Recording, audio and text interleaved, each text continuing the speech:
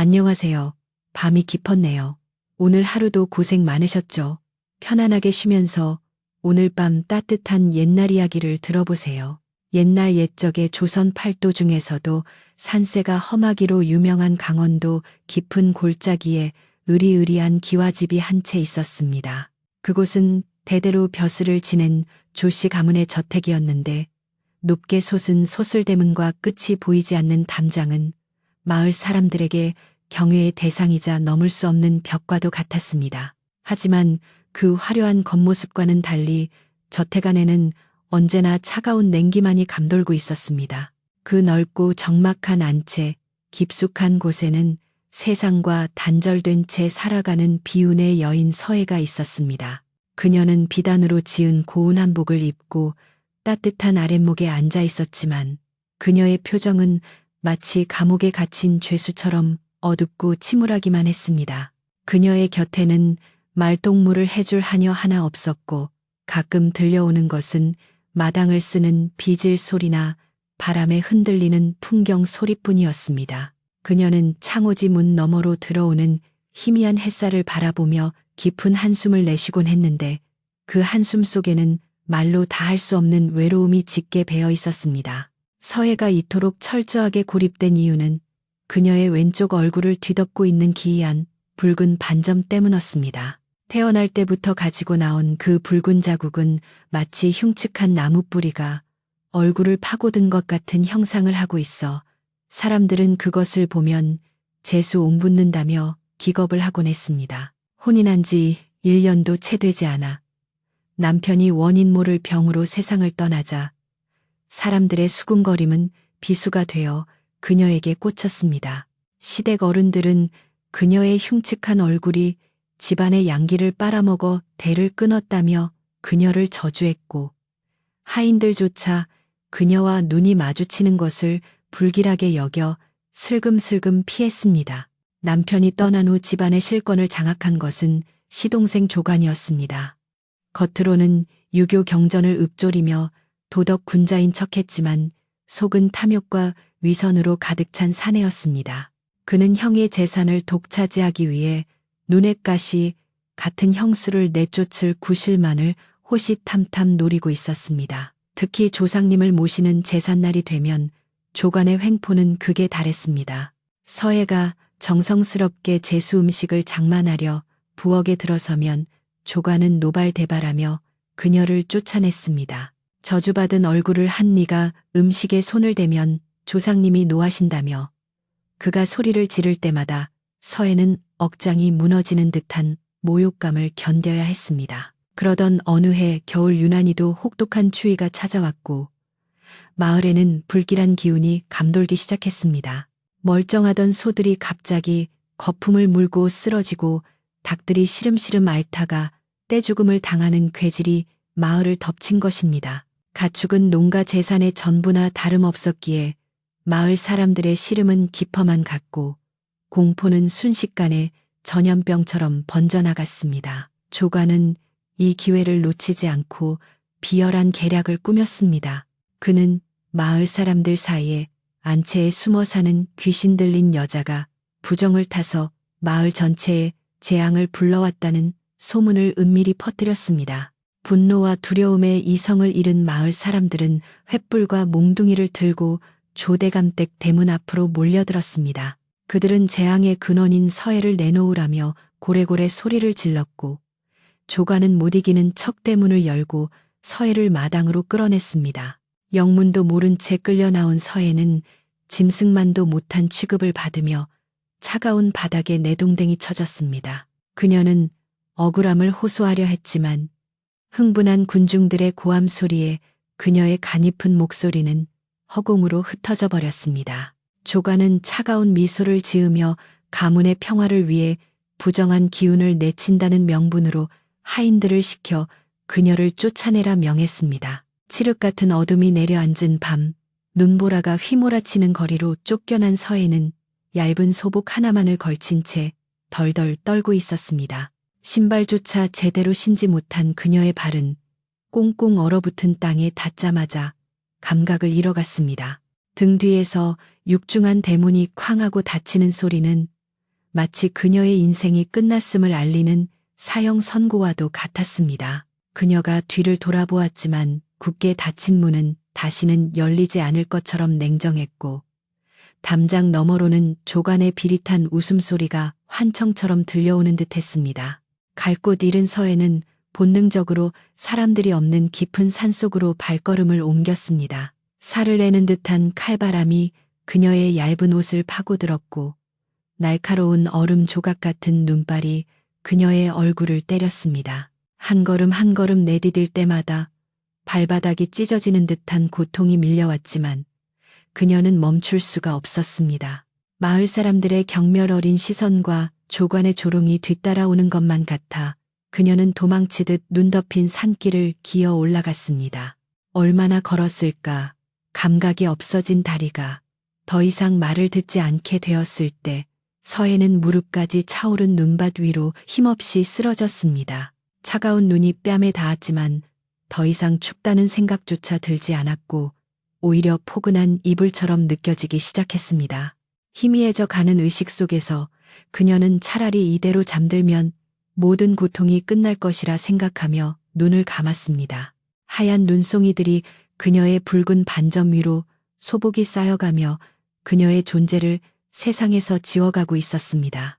깊은 산속의 새벽 공기는 살을 내는 듯 차가웠고 밤새 내린 눈은 온 세상을 하얗게 뒤덮어 짐승들의 발자국조차 찾아보기 힘들었습니다. 그 적막을 깨고 곰처럼 거대한 덩치의 사내가 거친 숨을 몰아쉬며 산길을 오르고 있었는데 그는 마을에서 천대받는 백정 돌석이었습니다.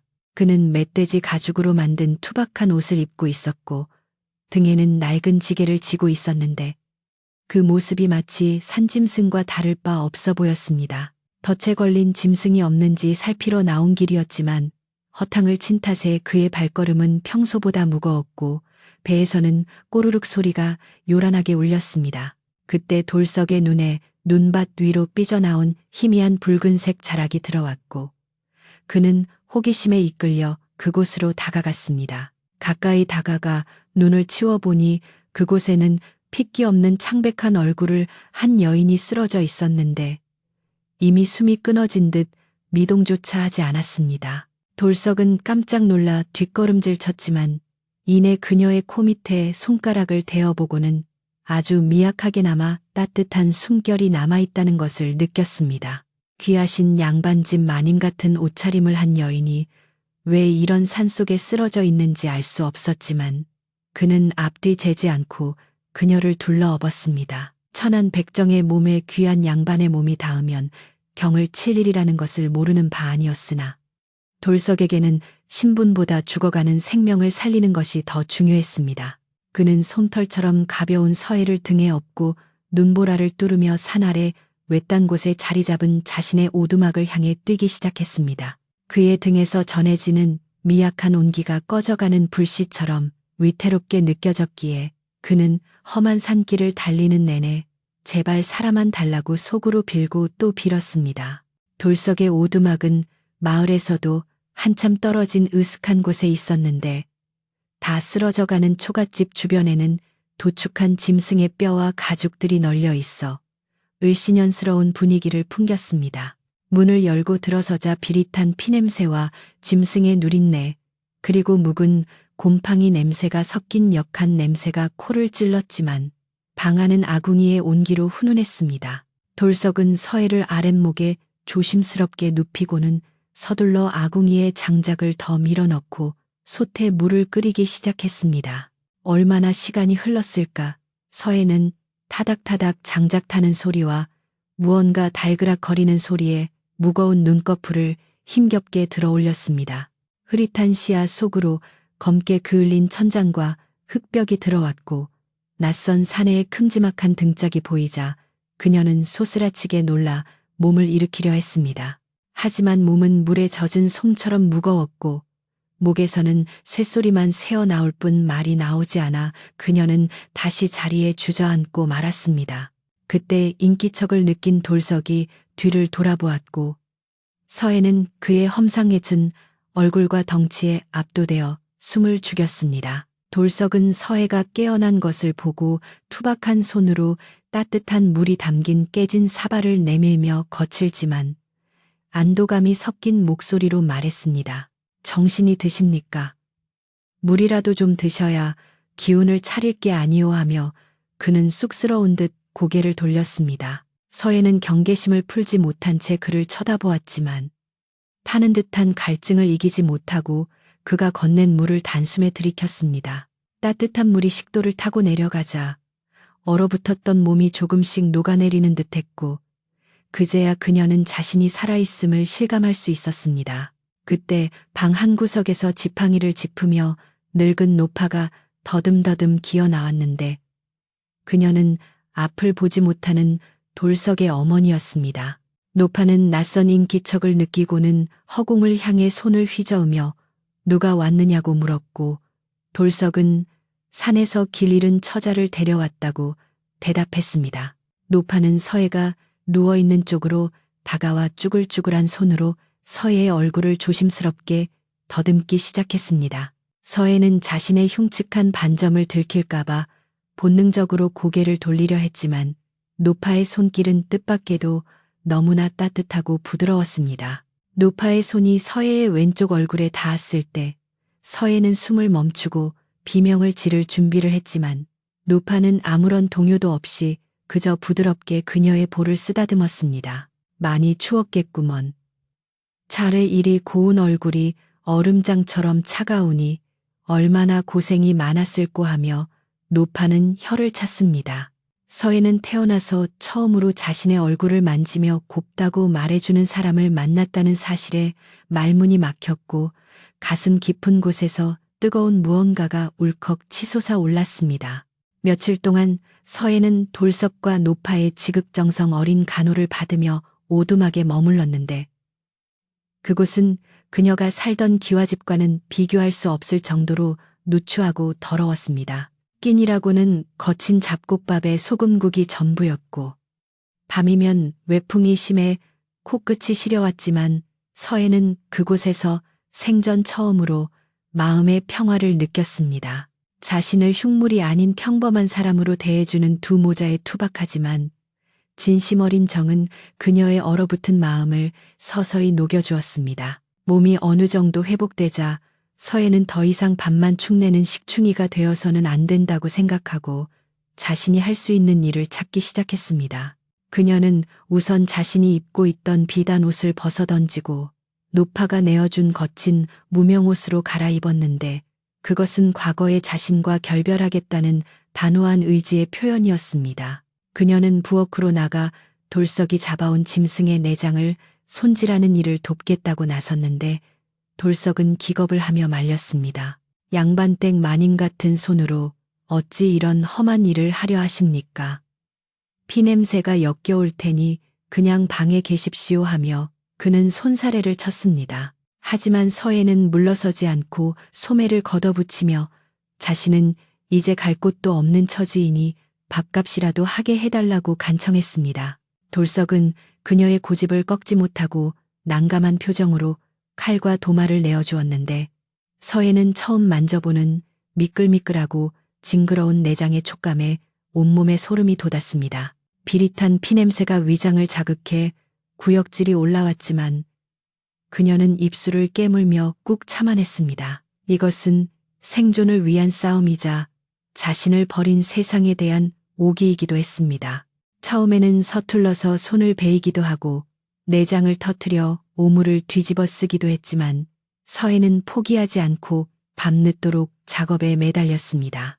차가운 우물물에 손이 트고 갈라져 피가 배어 나왔지만 그녀는 아랑곳하지 않고 묵묵히 일을 배웠습니다. 돌석은 그런 그녀의 모습을 보며 처음에는 안쓰러워했지만 점차 그녀의 독한 끈기에 감탄하게 되었습니다. 귀하게만 자랐을 것 같은 여인이 가장 천한 일을 마다하지 않고 해내는 모습에서 그는 묘한 동질감과 연민을 동시에 느꼈습니다. 어느 날 저녁 서해는 내장을 손질하다가 우연히 내장 속에 남아있는 특유의 잡내를 없애는 방법을 깨닫게 되었습니다. 그녀는 어릴 적부터 남다른 후각을 가지고 있었기에 주변에 자생하는 산초와 들풀을 이용해 냄새를 잡는 배합을 찾아낸 것이었습니다.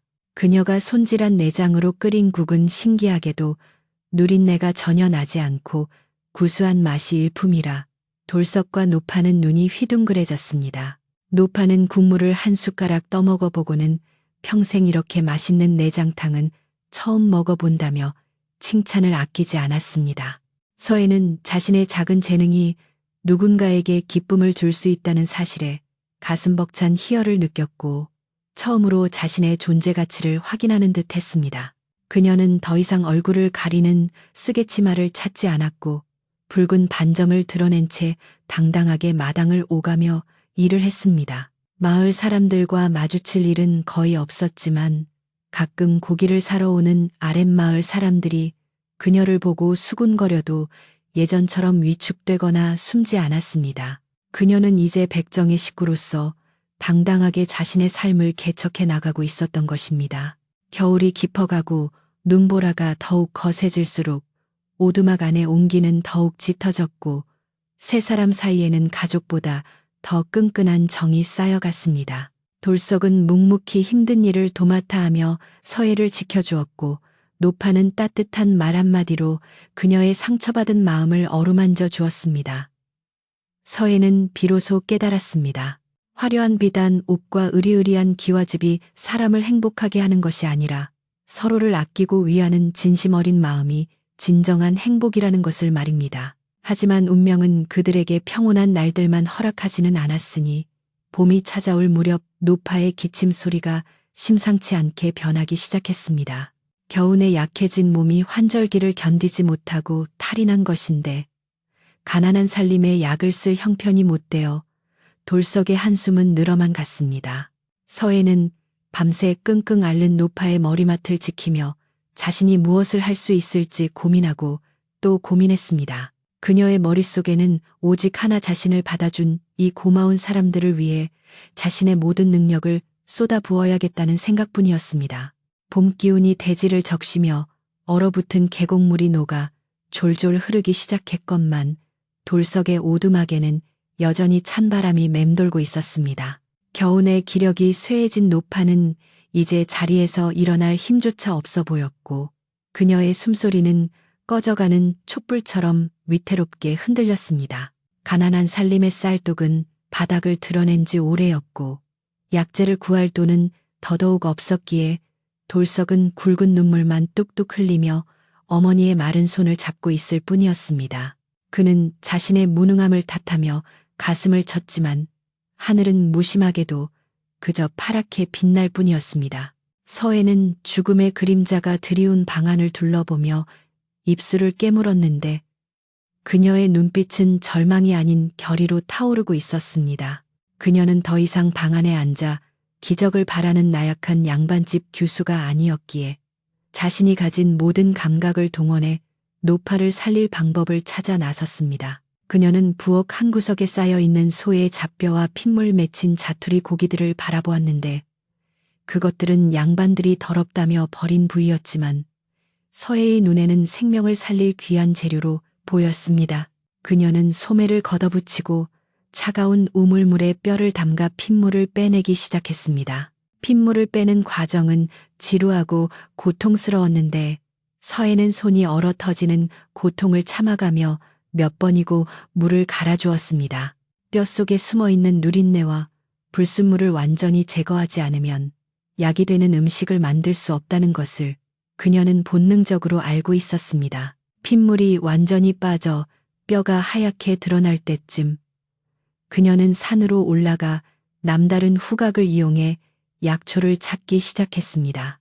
아직 싹이 트지 않은 땅 속에서도 그녀는 기가 막히게 황기나 엄나무 같은 기력을 돋우는 뿌리들을 찾아내어 바구니에 담았습니다. 서해는 커다란 가마솥에 손질한 뼈와 약초를 넣고 장작불을 지폈는데 불의 세기를 조절하는 그녀의 눈매는 마치 장인처럼 예리했습니다. 처음에는 센 불로 끓여 잡내를 날려보내고 그 다음에는 은근한 불로 오랫동안 고아내야 뼛속에 진액이 우러나온다는 것을 그녀는 불 앞에서 땀을 흘리며 체득했습니다. 하루 꼬박 밤을 새워가며 불을 지키는 동안 솥에서는 구수하고 깊은 향기가 피어오르기 시작했고 그 냄새는 오두막을 넘어 산아래 마을까지 은은하게 퍼져나갔습니다. 이틀째 되는 날 새벽 가마솥 뚜껑을 열자 뽀얗고 진한 우윳빛 국물이 보글보글 끓고 있었는데 그것은 단순한 고깃국이 아니라 정성이 빚어낸 보약이었습니다. 서해는 국물 위에 뜬 기름을 걷어내고 소금으로 간을 맞춘 뒤 뜨거운 국물을 그릇에 담아 노파에게 가져갔습니다. 의식이 가물가물하던 노파는 코끝을 자극하는 구수한 냄새에 눈을 떴고 서해가 떠먹여주는 국물을 한 모금 삼켰습니다. 따뜻한 기운이 식도를 타고 내려가 오장육부에 퍼지자 노파의 창백했던 얼굴의 거짓말처럼 혈색이 돌기 시작했습니다. 국 한 그릇을 모두 비운 노파는 깊은 잠에 빠져들었고 다음날 아침 기적처럼 자리를 털고 일어났습니다. 돌석은 어머니가 다시 숟가락을 드는 모습을 보고 서예의 앞에 무릎을 꿇고 엎드려 통곡하며 감사를 표했습니다.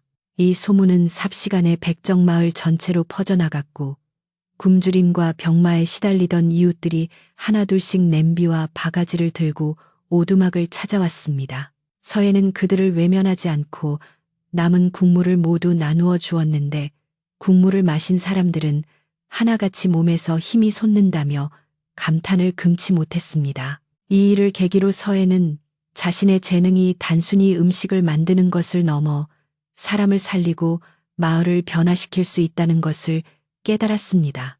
그녀는 마을 사람들이 콩을 쑤어 메주를 만드는 방식이 잘못되어 장맛이 쓰고 냄새가 난다는 것을 발견하고 그들에게 올바른 발효법을 가르치기 시작했습니다.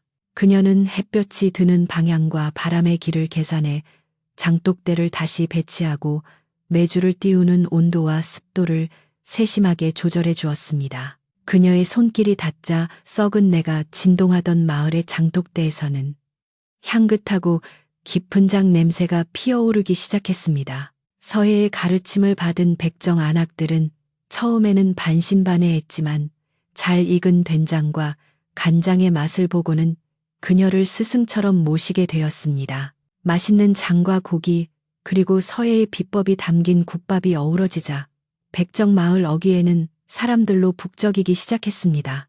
돌석은 마을 입구 커다란 느티나무 아래 평상을 펴고 작은 주막을 열었는데 간판도 없는 그곳은 금세 소문난 맛집이 되었습니다. 산을 넘던 보부상들과 과거를 보러 가던 선비들조차 그 맛을 잊지 못해 먼 길을 돌아 다시 찾아올 정도였습니다. 사람들은 그 국밥을 먹으면 꽉 막힌 속이 뚫리고 맺힌 한이 풀리는 것 같다 하여 위로의 국밥이라 불렀습니다. 서해는 더 이상 얼굴을 가리지 않고 부엌에 서서 손님들을 맞이했는데 사람들은 그녀의 붉은 반점을 보고 처음에는 놀랐지만 이내 그녀의 따뜻한 미소와 음식 맛에 반해 흉터를 잊어버렸습니다. 그녀의 붉은 반점은 이제 저주의 낙인이 아니라 맛있는 음식을 만드는 신비한 여인의 상징처럼 여겨지게 되었습니다. 오두막에는 웃음소리가 끊이지 않았고 서해와 돌석의 삶에도 비로소 따뜻한 봄날이 찾아온 듯 했습니다. 하지만 호사다마라고 했던가. 그들의 행복한 소식은 원치 않는 사람의 귀에도 들어가고 말았습니다. 읍내 저작거리에서 백정놈들이 양반도 못 먹는 진미를 팔아 떼돈을 번다는 소문을 들은 조관은 질투심과 탐욕에 눈이 뒤집혔습니다. 그는 자신이 쫓아낸 형수가 그곳에 있다는 것은 꿈에도 모른 채 그저 백정들이 건방지게 장사를 하는 꼴을 두고 볼 수 없다며 행패를 부릴 작정으로 하인들을 이끌고 산으로 향했습니다. 그의 등 뒤에는 서슬퍼런 몽둥이를 든 왈패들이 험상궂은 표정으로 따르고 있었습니다.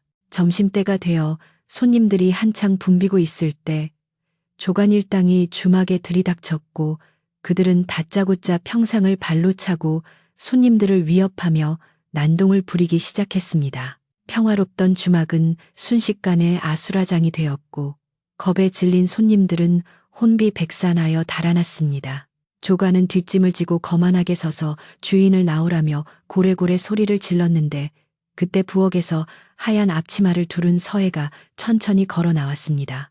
그녀는 당황하거나 두려워하는 기색 없이 조관을 똑바로 응시했습니다. 조관은 눈앞에 나타난 여인의 얼굴을 보고는 귀신이라도 본 듯 쏘스라치게 놀라 뒷걸음질 쳤습니다. 설마 하니 엄동설안에 쫓겨나 얼어 죽었으리라 생각했던 형수가 살아서 그것도 천안백정의 아내가 되어 있을 줄은 상상조차 하지 못했기 때문이었습니다. 그의 놀람은 이내 경멸과 분노로 바뀌었고 그는 손가락질을 하며 네가 감히 살아서 가문의 명예를 더럽히고 있느냐며 윽박질렀습니다. 그의 고함 소리에 돌석 기분을 참지 못하고 나서려 했지만 서해는 손을 들어 그를 제지했습니다. 서해는 조관의 눈을 피하지 않고 또렷한 목소리로 말했는데 그녀의 목소리에는 더 이상 과거의 나약함은 찾아볼 수 없었습니다. 가문의 명예를 더럽힌 것은 죄 없는 사람을 사지로 내몬 도련님이 아니냐고 그녀는 차분하게 되물었습니다. 양반들이 버린 쓰레기 같은 재료로 사람을 살리는 음식을 만드는 것이 어찌 부끄러운 일이냐며 그녀는 당당하게 맞섰습니다. 그녀의 논리 정연한 반박에 조관은 말문이 막혀 얼굴이 불그락푸르락해졌고 주변에 모여든 구경꾼들은 수군거리며 조관을 비난하는 눈빛을 보냈습니다. 망신을 당한 조관은 이대로 물러설 수 없다는 듯 억지를 부리기 시작했는데 그는 이 주막에서 파는 고기가 병든 소를 잡은 것이라며 트집을 잡았습니다. 그는 관아에 고발하여 요물 같은 내년과 저 백정놈을 당장 옥에 가두겠다며 으름장을 놓았습니다. 돌석이 주먹을 불끈 쥐며 그에게 달려들려 하자 조관의 하인들이 몽둥이를 들고 그를 포위했습니다. 일촉즉발의 상황에서 서해는 침착함을 잃지 않고 조관에게 증거도 없이 생사람을 잡으려거든 법대로 하라며 한치의 물러섬도 보이지 않았습니다. 조관은 서해의 기세에 눌려 섣불리 손을 대지 못하고 일단 후퇴를 결정했습니다. 그는 두고 보자며 침을 뱉고는 하인들을 이끌고 돌아갔지만 그의 눈빛은 독사처럼 사악하게 빛나고 있었습니다. 조관이 사라진 후 긴장이 풀린 주막에는 무거운 침묵이 흘렀고 돌석은 서해에게 다가가 괜찮냐고 물었습니다. 서해는 떨리는 손을 감추며 미소를 지어 보였지만 그녀의 마음속에는 거대한 먹구름이 몰려오는 것 같은 불안감이 자리 잡았습니다. 그녀는 알고 있었습니다. 조관은 절대로 이대로 포기할 위인이 아니며 더 크고 비열한 음모를 꾸며 다시 찾아올 것이라는 사실을 말입니다. 불안한 예감은 빗나가는 법이 없었습니다. 며칠 후 요란한 징소리와 함께 관아의 포졸들이 흙먼지를 일으키며 주막으로 들이닥쳤습니다. 그들의 선두에는 의기양양한 표정의 조관이 서 있었는데 그는 마치 사냥감을 잡은 사냥꾼처럼 비열하게 웃고 있었습니다. 그는 포졸들에게 눈짓을 보냈고 그들은 주막 구석구석을 뒤지기 시작하더니 미리 준비해 온 듯한 썩은 고기 덩어리를 부엌 한 구석에서 찾아내어 바닥에 패대기 쳤습니다. 역겨운 악취가 진동하자 손님들은 코를 막으며 물러섰고 조관은 기다렸다는 듯이 목청을 높였습니다. 보아라. 이 천한 것들이 병들어 죽은 짐승의 고기를 백성들에게 먹여왔다. 내 이럴 줄 알았다. 당장 이놈들을 포박하여 관아로 끌고 가라. 조관의 호령이 떨어지기가 무섭게 포졸들이 밧줄을 들고 달려들었습니다. 돌석은 성난 황소처럼 날뛰며 포졸들을 밀쳐냈지만 수적 열쇠를 당해낼 수는 없었습니다. 억센 곤봉 세례가 그의 등과 어깨로 쏟아졌고 그는 피를 토하며 무릎을 꿇고 말았습니다. 서해가 비명을 지르며 돌석의 앞을 가로막았지만 포졸들은 그녀의 머리채를 잡고 거칠게 끌어냈습니다. 흙바닥에 처박힌 서해는 고개를 들어 조관을 노려보았지만 그는 승리감에 도취되어 그녀의 분노를 비웃을 뿐이었습니다. 그때 멈추시오. 하는 우렁찬 호통 소리가 산천을 울렸습니다. 마을 어귀에서 화려한 가마 행렬이 나타났고 가마에서 내린 사람은 다름 아닌 이 고을을 다스리는 관찰사였습니다. 그는 평소 암행을 즐겨하던 인물로 며칠 전 허름한 옷차림으로 주막을 찾아 국밥을 먹고 갔던 노인이었습니다. 관찰사의 등장에 기세등등하던 조관의 얼굴은 사색이 되었고 포졸들은 황급히 엎드려 조아렸습니다. 관찰사는 뒷짐을 지고 천천히 걸어와 바닥에 뒹구는 썩은 고기를 내려다 보았습니다. 내가 며칠 전 이곳에서 국밥을 먹었을 때는 고기에서 잡내 하나 나지 않고 아주 신선했어. 헌데 갑자기 썩은 고기가 나왔다니 참으로 기이한 일이로군. 관찰사의 서슬퍼런 눈빛이 조관을 향하자 조관은 식은땀을 줄줄 흘리며 변명을 늘어놓기 시작했습니다. 하지만 관찰사는 그의 말을 자르며 미리 잡아들인 조관의 하인 하나를 대령시켰습니다.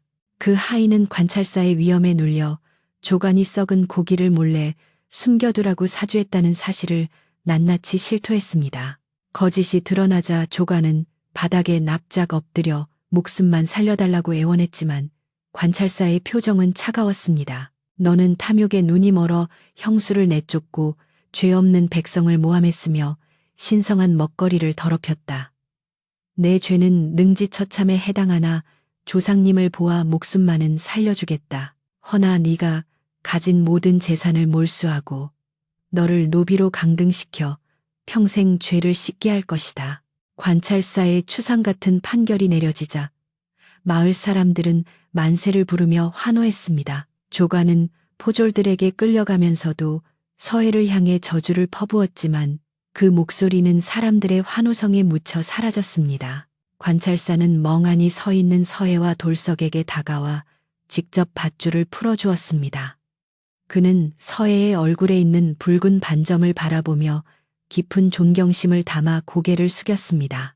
부인, 내 이미 부인의 사연을 다 들었소.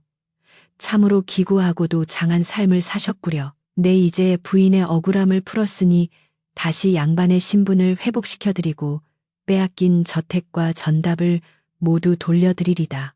이제 그만 험한 일은 그만두고 편안한 여생을 보내시지요. 관찰사의 파격적인 제안에 주막에 모인 모든 사람들의 이목이 서해에게 집중되었습니다.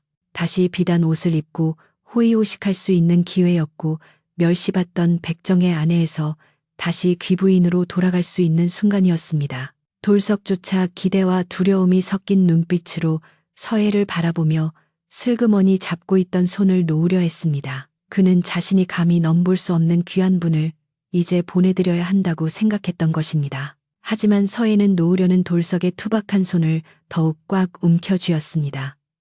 그녀는 관찰사를 향해 정중하게 절을 올린 뒤 단호하지만 부드러운 목소리로 말했습니다. 나으리, 베풀어 주신 은혜는 죽어서도 잊지 않겠습니다.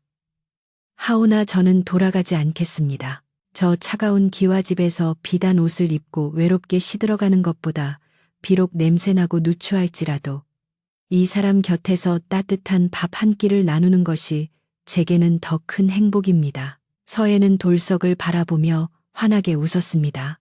양반의 족보가 저를 지켜주지 못했을 때 저를 살린 것은 이 사람의 따뜻한 등이었습니다. 제 얼굴에 흉터를 흉하다 하지 않고 곱다 해준 사람입니다. 저는 조씨 가문의 며느리가 아니라 백정 돌석의 아내로서 남은 생을 살아가고 싶습니다. 서해의 진심 어린 고백에 돌석은 굵은 눈물을 뚝뚝 흘리며 그녀를 와락 끌어안았습니다. 관찰사는 잠시 침묵하더니 허허 웃으며 고개를 끄덕였습니다. 참으로 아름다운 모습이오. 겉모습이 화려한 양반보다 그대들의 마음이 진정한 귀족이구려. 관찰사는 그 자리에서 주막에 진미정진심 어린 맛이 있는 곳이라는 이름을 지어주고 떠났습니다.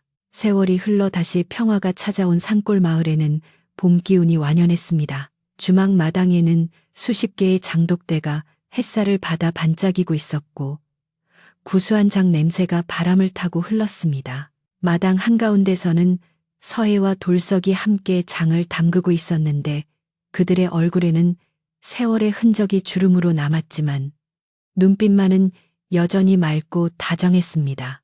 서해의 등 뒤에서는 붉은 반점이 있는 어머니를 꼭 닮은 어린아이 하나가 까르르 웃으며 뛰어다니고 있었습니다. 아이가 돌부리에 걸려 넘어지려 하자 돌석이 얼른 달려가 아이를 안아 올렸고 서해는 그 모습을 보며 행복한 미소를 지었습니다. 그녀의 왼쪽 얼굴을 덮은 붉은 반점은 이제 더 이상 흉측한 낙인이 아니라 사랑받는 아내이자 존경받는 어머니의 훈장처럼 붉고 아름답게 빛나고 있었습니다. 어느새 해가 뉘엿뉘엿 넘어가고 저녁 연기가 모락모락 피어오르는 오두막집. 그곳에는 세상의 편견을 넘어선 진정한 사랑과 사람을 살리는 따뜻한 밥상, 그리고 가족이라는 이름의 행복이 영원히 머물고 있었습니다.